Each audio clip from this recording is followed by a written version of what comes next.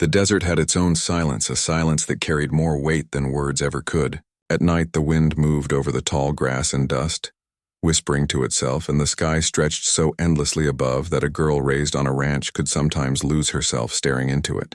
That was what she was doing when she first saw him again, the Apache warrior who never left her thoughts.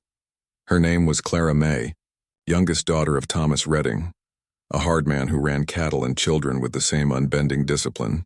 She had grown up with the sound of boots on wooden floors, the crack of a whip over horses, the bark of orders from her father and brothers. To him, a woman's place was either in the kitchen or in a marriage that benefited the ranch. Clara May had always known her father's expectations, but she'd never been good at fitting inside the pen he tried to build around her heart, and maybe that was why. On nights like this one, she found herself walking farther from home, slipping through the cottonwoods down near the creek, drawn by something she couldn't explain, something wild, something dangerous. She wasn't surprised when he appeared from the shadow of the mesquite trees, the Alpha Apache. His people called him Tahoma, but the ranchers only whispered of him as if he were both ghost and legend. They said he was ruthless, a warrior who led his band with fire in his eyes. But Clara May had seen something different in him, something that haunted her more than fear ever could. His stance was proud, shoulders broad and dark hair falling loose down his back. The moonlight traced the cut of his cheekbones, the strength of his jaw, and the scar that ran across his collarbone like a mark of survival. He wasn't supposed to be here. She wasn't supposed to even look at him. Yet here they stood, the desert wind between them like a thread pulling tight. You should not walk alone. His voice was low, carrying the weight of a man used to command, but there was something softer there too, something only she seemed to hear. Clara May swallowed. I could say the same of you. His lips curved, not quite a smile, more a shadow of amusement. I am never alone. The land walks with me. She wanted to laugh at his answer, but her throat closed up. Every time she stood before him, words betrayed her. She had been raised to see men like him as enemies, savages. Yet when she looked at him, she didn't see a savage. She saw a man carved by hardship, strength, and honor, qualities she rarely found in the men of her father's world. What are you doing here? She whispered, though the words trembled with a longing she couldn't hide. His dark eyes searched hers, steady and unflinching, watching, protecting. Her chest tightened. Protecting me? He didn't answer at once, and the silence pressed heavy between them. When he did speak, it was quieter, almost reverent. There are men who watch this land at night. Not all of them mean well. I would not see harm come to you. Her pulse hammered so fiercely she could hear it in her ears. He shouldn't care for her safety. He shouldn't be anywhere near her. And yet here he was, standing in the shadows because some part of him couldn't stay away.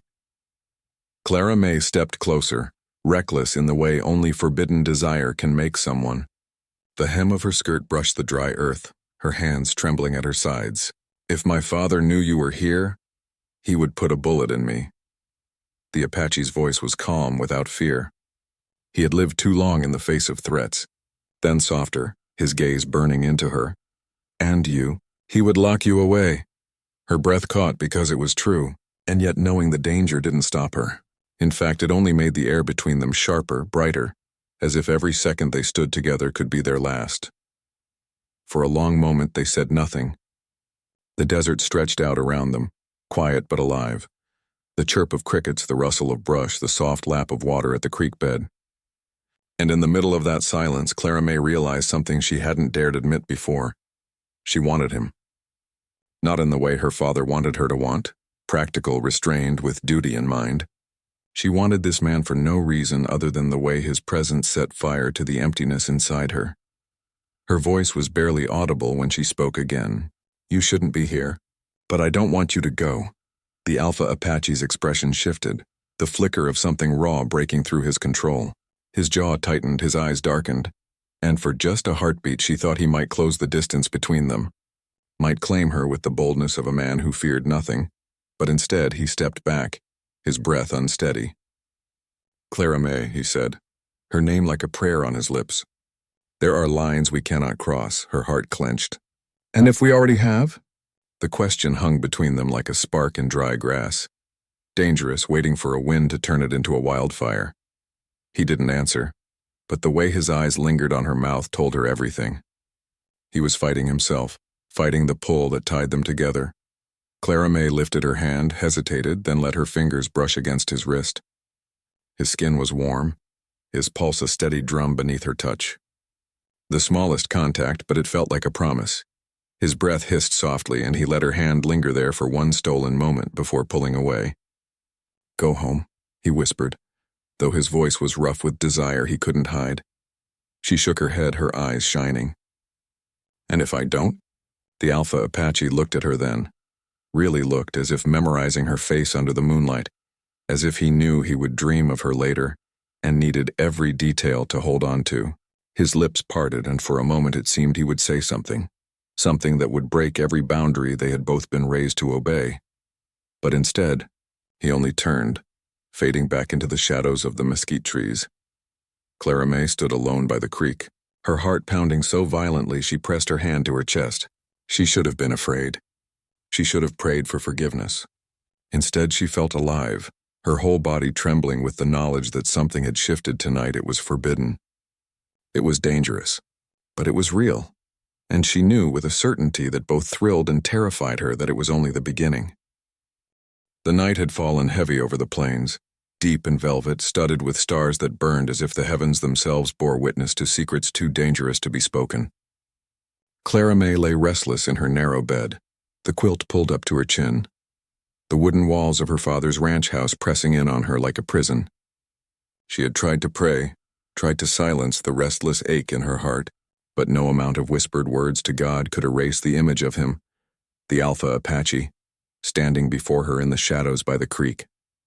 His voice haunted her, steady, low, edged with longing he tried so hard to conceal. "Go home," he had told her, but what she remembered most wasn't the words. It was the fire in his eyes, the way he had looked at her mouth like a man standing at the edge of temptation. Sleep would not come. The more she fought it, the stronger the pull grew until she could hardly breathe. At last she slipped out of bed, slid into her boots, and wrapped her shawl tight around her shoulders. She didn't care if her father heard the creak of the floorboards. She didn't care if her brother saw her silhouette slipping out the back door. Something stronger than fear pushed her forward, the need to see him again. The moon lit her way as she hurried down the familiar trail toward the creek.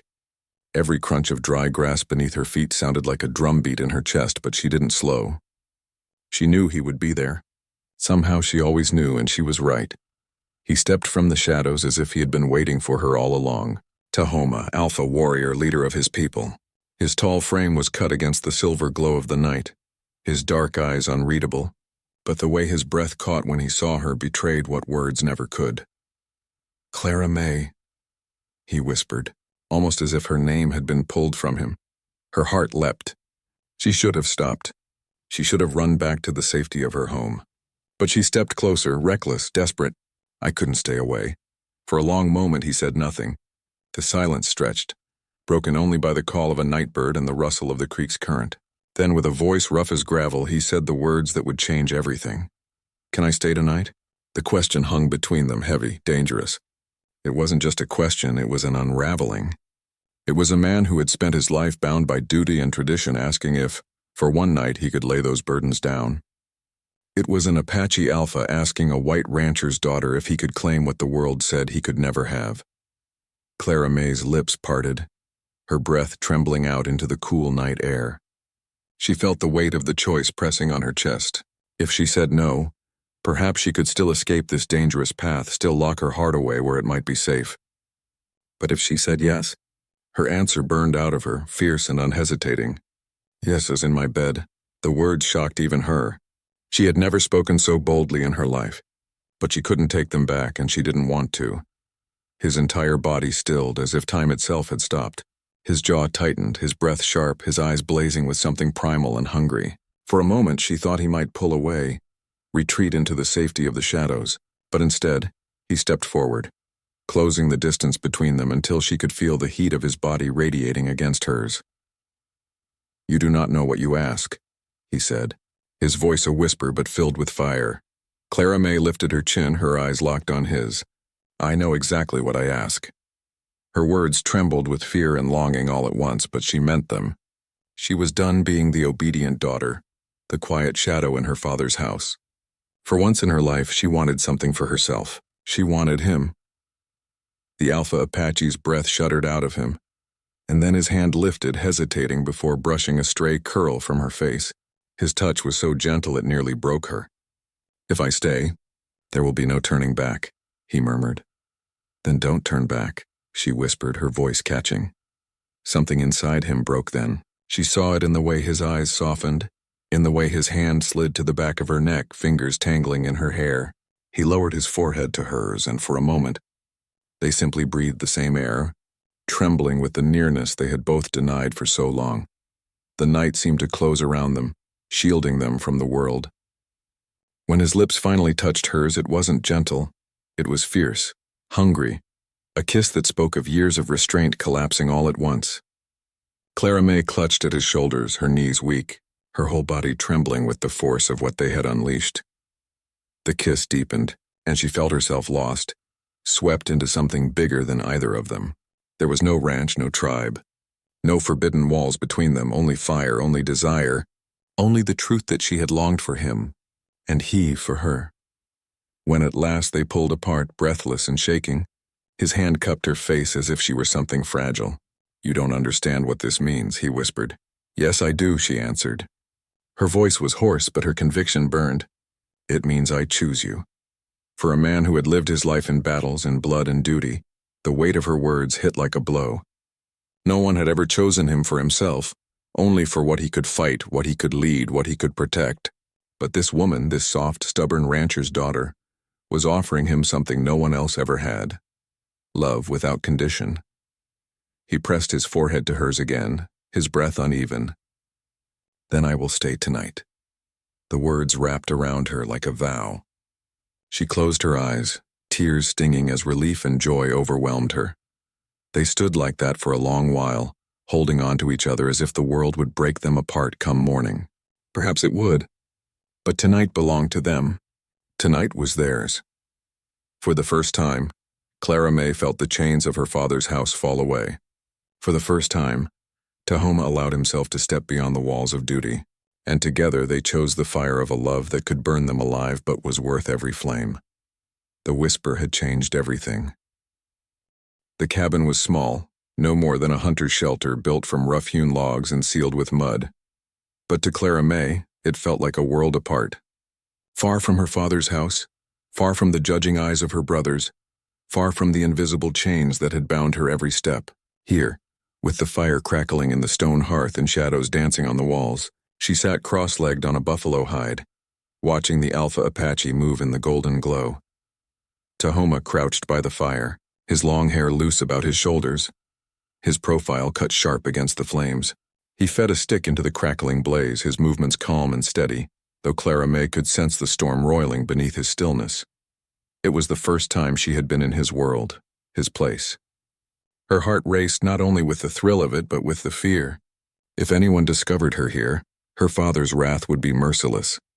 If his people found out, they would see her as a trespasser, an enemy.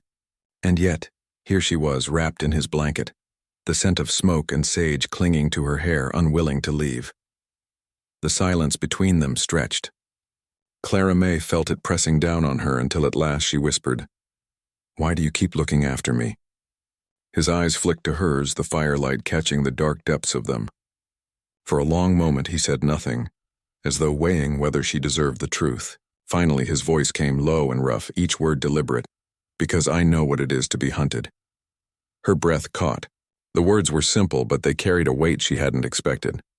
He shifted, sitting back on his heels, his gaze never leaving hers. "All my life I have been hunted, by soldiers, by bounty men, by hunger, by death. Every step I take is measured, every choice weighed. I lead my people because I must. I fight because I must, and sometimes," his voice faltered, softer now, "sometimes I wonder if I am more shadow than man." Clara May's chest ached at his confession. She had always known him as a warrior, fierce and unyielding, but to hear him admit such weariness, it broke something inside her. "You're not a shadow," she whispered, leaning forward, her eyes shining. "You're more alive than any man I've ever known." For the first time he looked away, as if her words cut too close to a place he had hidden even from himself. He reached into a pouch by the hearth and pulled out a small carved figure. An eagle smoothed from dark wood, the wings spread wide. He held it out to her. "This was my brother's," he said. "He carved it before he died. He said the eagle was free, never bound to the earth, never caged. When he fell in battle, I took it, but I never had the courage to carry it as he did. It felt like I was not worthy." Clara May took the carving in her hands, the wood warm from his touch. She traced the lines of the wings, her throat tightening. "You are worthy," she said fiercely. "If anyone is, it's you. He must have known it too, or he wouldn't have trusted you with it." Tahoma's eyes lifted to hers then, the firelight catching in them like embers. The walls around him, the ones built from years of loss in battle, seemed to crack, and for the first time she saw not the alpha, not the warrior, but the man. "And you?" he asked softly. "What chains do you carry, Clara May?" The question pierced her like an arrow. She hadn't expected him to turn the truth back on her, and for a moment she could only sit there staring into the fire. But something in his gaze, steady and unyielding, made it impossible to hide. "My father," she whispered at last, her hands trembling around the carving. "He believes a woman is nothing but a possession, something to trade for land or cattle, something to control. He says my duty is to marry the man he chooses, to obey, to never question." Her voice broke and she blinked back tears. "But I can't breathe in his house. Every day feels like I'm dying piece by piece." Silence filled the cabin, thick with the weight of her confession.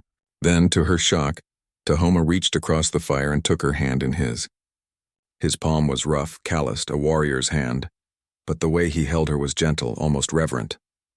"You are not his possession," he said, his voice fierce, unshakable. "You are your own.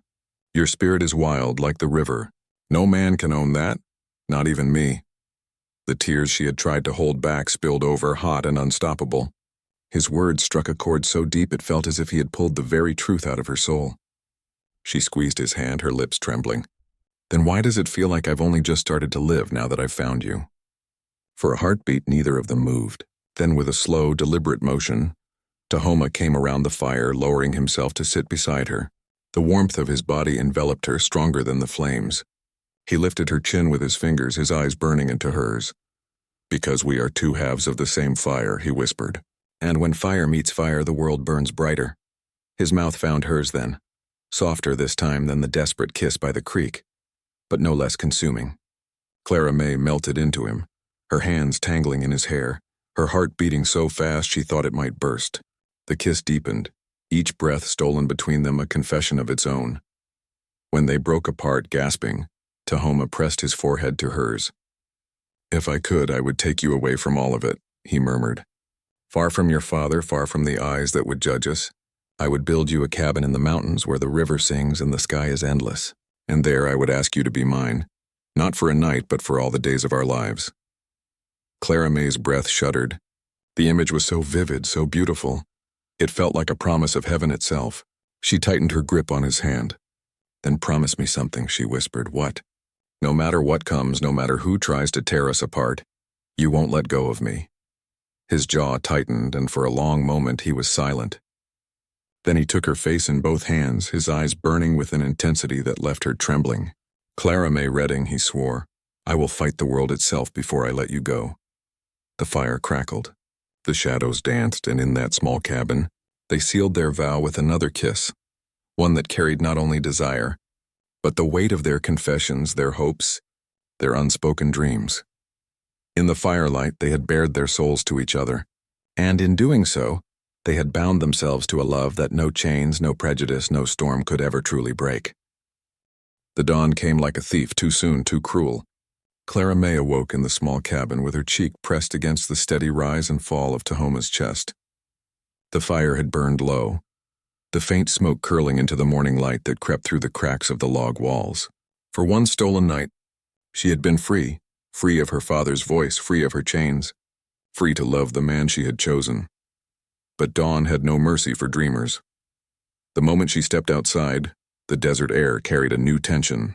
The wind seemed sharper, the silence heavy. Tahoma stood with his back to her, scanning the horizon with the eyes of a man who had spent his life expecting attack. His broad shoulders were taut, his posture alert. "What is it?" she whispered, drawing the blanket tighter around her. He didn't look back. "Trouble," Her stomach dropped. From where? Everywhere, he answered grimly, and he was right. The trouble began first in whispers. At the ranch, Clara May's absence had not gone unnoticed. Her father, Thomas Redding, had risen before dawn to find her bed empty. The quilt tossed aside, her boots missing. A fury unlike any she had seen before darkened his face as he questioned the ranch hands, his sons, even the kitchen maid. But no one had answers. In a house where obedience was law, her defiance was a crack in the foundation, and her father swore to patch it with iron and blood. Meanwhile, in the Apache camp, Tahoma's disappearance had stirred unease.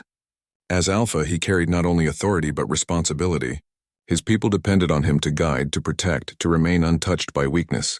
But he had not returned that night. By the time the sun rose, the elders whispered among themselves, suspicion sharp in their voices. "He is with the rancher's daughter," one of the young warriors spat, his tone thick with contempt. "He has betrayed us." The words spread like fire through dry grass. Some were angry, some fearful. To love outside the tribe was to risk everything, their safety, their unity, their honor. By the time Tahoma returned at midday, the eyes that met him were no longer full of trust. They were hard, questioning, dangerous. Clara May felt the weight of it all pressing in, squeezing the breath from her chest. At the cabin, she clutched his hand, her voice tight. "They know. My father knows. Your people know. What will we do?" Tahoma's jaw flexed, his eyes scanning the distance where dust rose on the horizon. Riders too far to see clearly, but coming closer. His grip on her hand tightened. "What we must," he said. "But what if—" Her voice cracked, her fear spilling out. "What if they tear us apart?" His gaze snapped to hers, fierce and unyielding. Let them try. She wanted to believe him. Wanted to believe their love was strong enough to stand against the storm. But as the hours passed, the storm only grew. That evening, her father's men rode past the cabin. They didn't see her, she was hidden within, but she heard their voices, rough and angry. "Redding swears she's been taken," one spat. "By that savage. Says he's keeping her as some kind of prize. Won't be long before we find him," another replied. "And when we do, there'll be blood." Clara May pressed her hands to her mouth to keep from crying out, her whole body shaking. When the riders finally faded into the distance, she turned to Tahoma, her eyes wide with panic. "They'll kill you. They'll kill us." Tahoma's expression was unreadable, his face carved from stone. But when he reached out to touch her cheek, his hand was trembling ever so slightly. "I have faced death 100 times," he said softly. "But never like this. Never with something worth living for at stake." The confession broke her. She buried her face against his chest, her tears hot. "I can't lose you," she whispered. "You won't," he vowed, though even she could hear the doubt beneath his certainty. And yet, the danger didn't only come from her father. That night, as the firelight flickered in the cabin, a shadow moved outside. Tahoma's hand went instantly to his knife, his body rigid. The door creaked open and one of his own, Nakai, a young warrior from his tribe, stepped inside, his face tight with anger. "You shame us," Nakai hissed in Apache, his eyes darting between Clara May and his leader. "You bring a white woman into our world. Do you think the people will follow you now? Do you think they will trust you?" Tahoma rose slowly, towering over the younger man. His voice was calm, but every word carried steel. "Careful, Nakai." But Nakai did not back down. His gaze flicked to Clara May, his voice full of venom. "She will destroy you. Destroy all of us." Clara May's heart pounded. She understood enough of the words to know the hatred behind them. She wanted to speak, to defend herself, but fear glued her tongue. Tahoma stepped closer, his presence filling the room like thunder. "Leave," he ordered. "Now."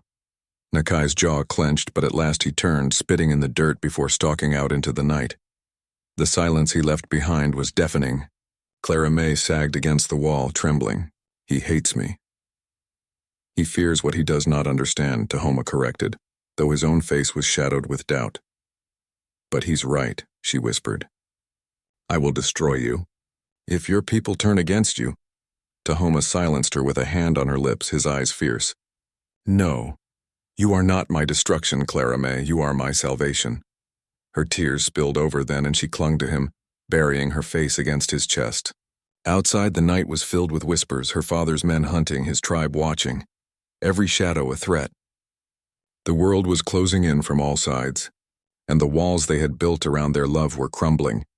But inside the cabin, in the circle of his arms, she felt a fragile kind of peace. "I don't care what they say," she whispered, her voice shaking. "I don't care what they do. I love you." His breath caught, his arms tightening around her. For a man who had faced armies, who had buried brothers and fought the wilderness itself, those 3 words brought him to his knees in a way no battle ever had. He kissed her hair, his voice breaking as he whispered back, "And you, the world might close in tomorrow. The guns might come. The knives might be sharpened. But tonight, in the fragile space between firelight and darkness, they clung to the only truth that mattered. They had found each other, and together, they would fight the storm." The night had been long, restless, filled with shadows and whispers.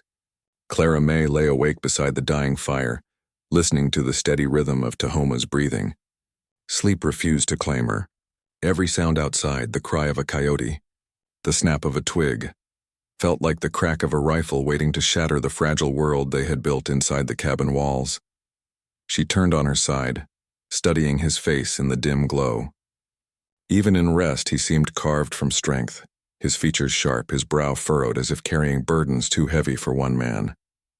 She reached out, brushing her fingers gently along his jaw. He stirred, opening his eyes, the dark depths meeting hers with immediate awareness. "You should be sleeping," he murmured. "How can I, knowing what's coming?" she whispered. His hand found hers, strong and warm. "Because dawn always comes, Clara May. And when it does, we face it together." Her chest tightened at his certainty, though fear still churned inside her. Together, that was all she wanted. But as the first light bled across the horizon, painting the desert in shades of rose and gold, together felt like a fragile promise tested by forces too strong. By mid-morning, the storm broke. The sound of hooves thundered across the plain. Dust rose on the horizon. Clara May froze as the riders came into view, her father's men, rifles glinting in the sun. At the same time, from the opposite direction, another group appeared. Warriors from Tahoma's own tribe, led by Nakai, their faces grim with judgment. Her heart dropped. They were surrounded. Tahoma stood tall, pulling her behind him with a protective arm. His eyes swept the scene with a calm that came not from lack of fear, but from the resolve of a man who had chosen his ground. The riders pulled to a stop, dust swirling around them. Her father's voice rang out, hard and cold. "Clara May." "Come here this instant." She flinched at the command, the familiar iron in his tone. For a moment she was a little girl again, trembling under his shadow. But then Tahoma's hand tightened around hers, anchoring her, reminding her of the firelight, the vows they had spoken. "No," she said, her voice shaking but clear. "I'm not going with you." Thomas Redding's face turned red, his fury spilling over. "You shame this family. You think you can run off with a savage? I'll see him dead before I let you throw your life away." A murmur rippled through the Apache warriors. Nakai stepped forward, his voice sharp. "She weakens him. She weakens us. If he chooses her, he cannot lead." Clara May's knees wavered. The two sides, so different yet so alike, wanted the same thing, to tear them apart. She felt the world closing in again, the weight of it crushing. But before despair could take her, Tahoma stepped forward, his voice strong, steady, carrying across the distance. "Enough." The single word silenced both groups. He stood tall, his presence commanding, his eyes burning. "I am Alpha because I fight for what I love. My people live because I lead with truth, not fear. And this woman..." He pulled Clara May to his side, his hand on hers. "She is my truth. My heart, my future. You may call it weakness, but I call it strength. For a man who cannot protect love is no leader at all." The words rang out, bold and defiant. Clara May's chest ached with pride, tears stinging her eyes. He was risking everything, his people's trust, his life for her. Her father snarled, raising his rifle. "You'll die for this." Clara May stepped forward, her voice breaking but fierce. "Then you'll have to kill me, too. Because I choose him, not you. Not your rules, him." For a moment, the world seemed to hold its breath. Her father's hands shook with fury, his face twisted. But in his hesitation, in the heavy silence, Clara May saw something she had never dared hope for. Doubt. The warriors shifted uneasily, some lowering their weapons. Even Nakai faltered, uncertainty flickering in his eyes. Tahoma's words, Clara May's defiance, had planted something deeper than fear, respect. At last her father cursed, lowering his rifle. "Then you are no daughter of mine." The word struck like a blade, but Clara May did not crumble. She lifted her chin, her hand gripping Tahoma's. "Then so be it." Her father turned his horse with a jerk, spurring it away. The other ranch hands followed, their muttering fading with the sound of hooves. Silence fell over the plain. The Apache warriors lingered longer, their eyes on Tahoma. At last Nakai spoke, his voice low. "If you fail us, it will be your burden alone." Tahoma met his gaze without flinching. "Then I will not fail." Slowly, one by one, the warriors turned and rode back toward their camp, leaving the two of them standing alone in the growing light of dawn. Clara May's body sagged with relief, tears spilling down her cheeks. "They're gone," she whispered. Tahoma turned to her, his hands cradling her face, his eyes burning with emotion. "No, they will never be gone. The world will always try to tear us apart. But you are mine, Clara May, and I am yours. That will not change." She sobbed, half from fear, half from joy, pressing her forehead to his. "Then let's leave. Let's go where they can't find us." He brushed her tears away with his thumbs, his voice rough. "Yes, we will go to the mountains, build our own cabin, live by the river under the sky, free." Her heart swelled at the promise, the vision of a life not bound by chains but built on love. As the sun broke fully over the horizon, bathing the desert in golden light, Clara May and Tahoma stood hand in hand, their silhouettes framed by the dawn. The battle was not over. There would always be whispers, always danger, but they had chosen each other, and that choice was stronger than any fear. The dawn had come, and with it, the beginning of forever.